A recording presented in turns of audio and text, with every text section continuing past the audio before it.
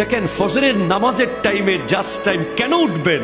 কারণ আপনাকে ফজরে ঘুম থেকে উঠতে না পারার জন্য একটা দল বিশাল প্ল্যান বানিয়েছে।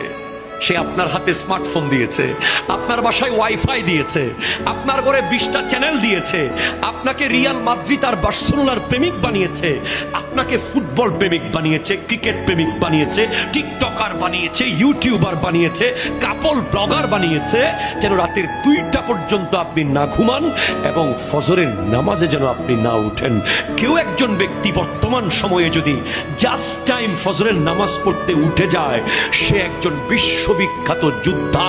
সে ইসলাম বিরোধী শক্তি যারা মুসলমানের ছেলেকে নামাজের টাইমে ঘুমে রাখতে চায়, তাদের সাথে সে যুদ্ধ করলো এবং যুদ্ধ করে তাদেরকে বৃদ্ধাঙ্গুল দেখিয়ে বলে দিল, তোরা যতই প্ল্যান কর মুসলমানের ছেলেকে ঘুম পাড়াতে, কিন্তু মুসলমানের ছেলে কনকনে শীতের মধ্যেও উঠে প্রমাণ করবে তারা আল্লাহর জন্য সিজদা করবে। ঠিক কিনা কথা বলেন?